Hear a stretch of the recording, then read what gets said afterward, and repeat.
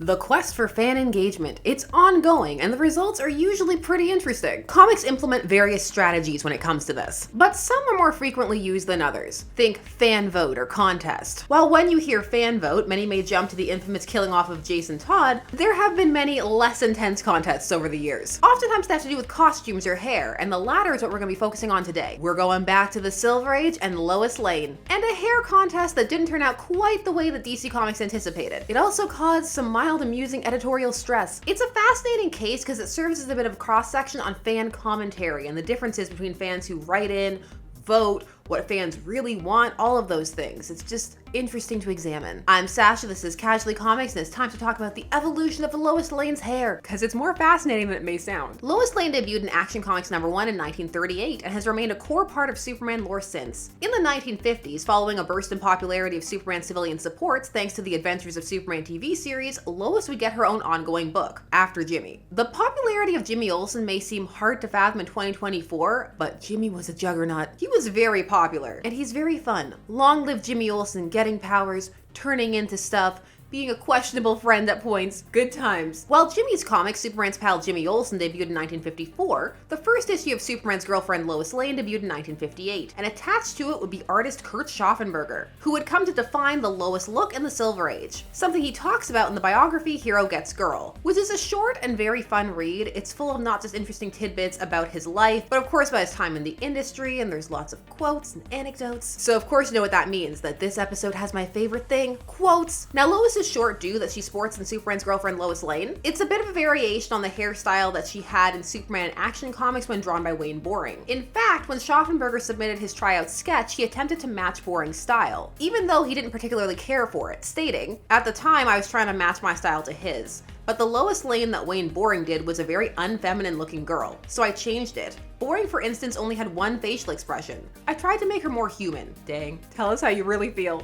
Now, while it is a tad harsh on Boring's Lois Lane, Schaffenberger's does have a wider range of facial expressions, which does make her feel like she's a bit more emotional, a bit more alive. So many scheming faces. And Schaffenberger was a bit focused on her hair. As he stated, "The first thing I did was redo her hair and work up a series of sketches as a guide for other artists." You get a sample of what this would have looked like in Superman Family number 164, where Schaffenberger would get to draw Lois again many times. That issue in question printed the character model sheet of how to draw Lois as she was drawn in the 60s, because her look would shift in the 70s as the Bronze Age took over, and the latter period of Superman's girlfriend Lois Lane, Kurt Schaffenberger would be moved off. Now, hair is an important feature on any character. It can become part of their iconography, or just an easy way to identify them.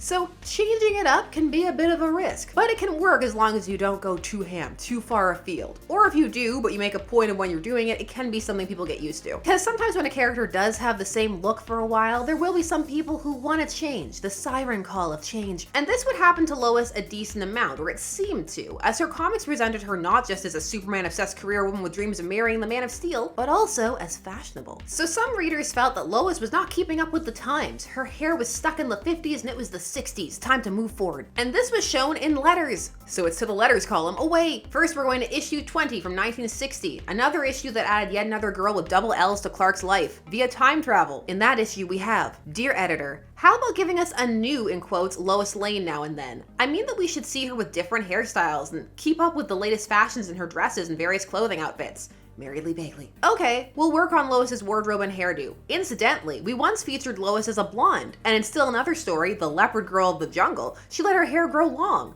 but it didn't help her win Superman. Admit it. Now you're just curious about Lois Lane, Leopard Girl of the Jungle. Also, I have to read this next letter. It has nothing to do with hair, but it's just amusing because it asks a question that people still ask when I cover Lois Lane to this day, and that's, why is everybody all over Lois? "Dear Editor, would you mind telling me just what the strange attraction is that Lois exerts over men? I admit she's clever, pretty, and an imp, but somehow these traits don't seem to me to be the kind that would make men instantly fall for her, no matter how far from the future or how far from outer space they come. Shades of Cleopatra. How about a little realism in Superman's love life? Lori the Mermaid is truly a girl of unearthly beauty. Lana Lang, when she's grown up, is the type of gorgeous redhead men dream about. And I don't recall her falling for anyone else, to the regret of plain brownettes like me. But Lois is just a normally pretty American girl. So how come all the romance in her life?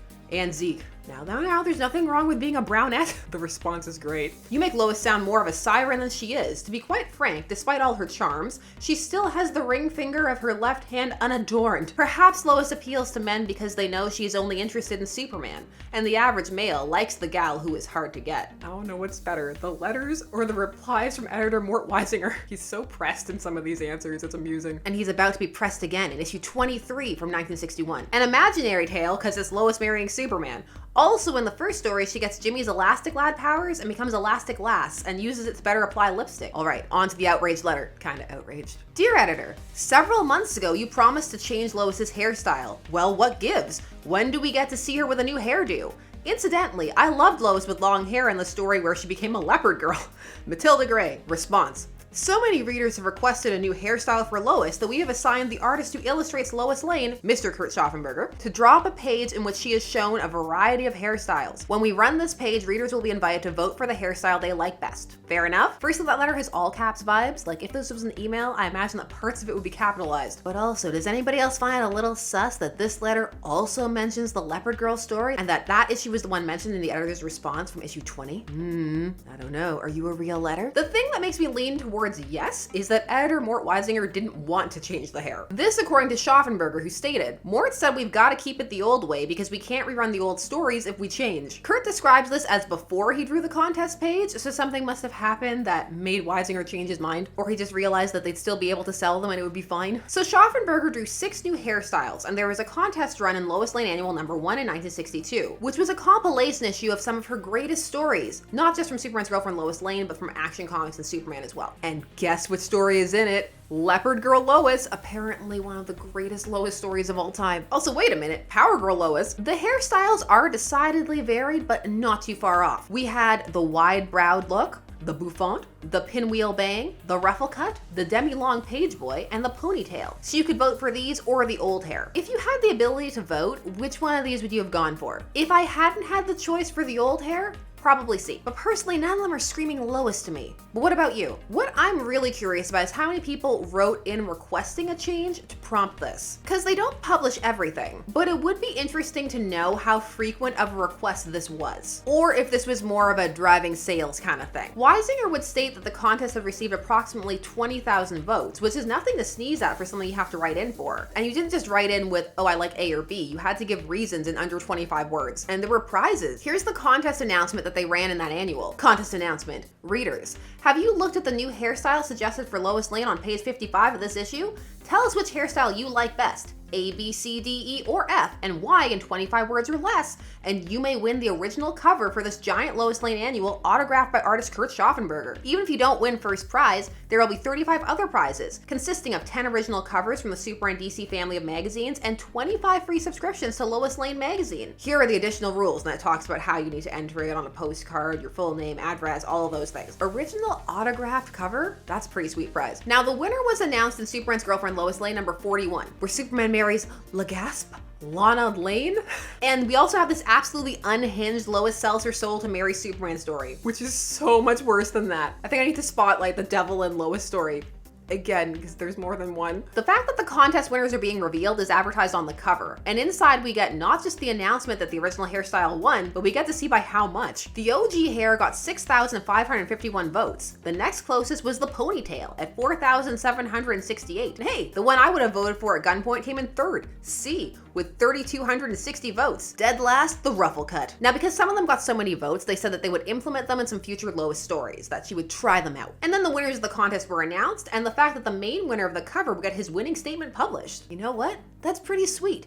Modern contests take note. So while nothing really changed from this contest, it did give the world some positive fan interaction. Some people won some prizes, and for however many fans did want the hair change, they got to feel seen. And it wasn't particularly high stakes. Schaffenberger kept them all roughly around the same length and vibe. I'd say the most different was probably the ponytail, or the bouffant, or the one with the pearls. The pearl necklace was what was throwing me off more than the hair in that one option. But none of these would have altered the look he had crafted for her too much, or to the point where she would have been unrecognizable. But one of the best parts of all of this are the quotes he has to say about this. He's just so blasé about the whole process. On the process, he stated, I did a whole page of different hairdos on Lois Lane. They had a contest, write in which is your favorite. They said, draw it like this one. I don't know if it was really the most popular or not. The options on this contest were nowhere near as extreme as on Sue's hair contest. Mohawk Sue would have been a time. The 80s really wanted some people to have mohawks. It's always interesting to see the difference between fans who write in and are vocal and others who participate in other ways, like voting in contests and the like.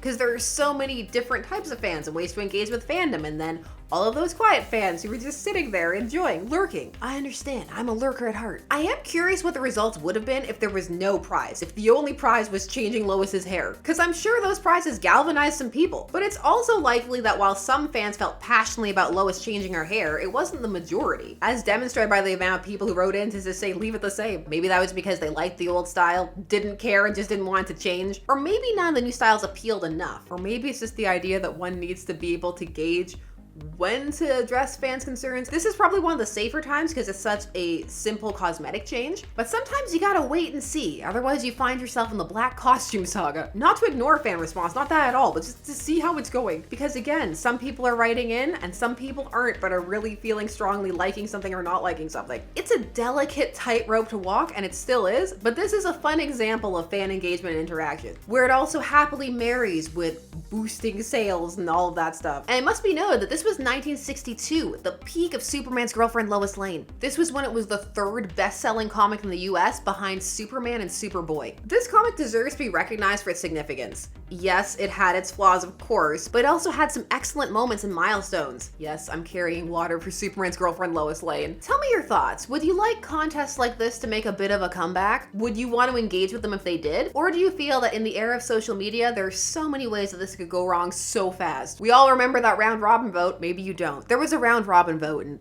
feelings were hurt. Have you ever participated in any of these types of contests? Did you write in for the Lois Lane vote? Are you passionately invested in Lois Lane's hair?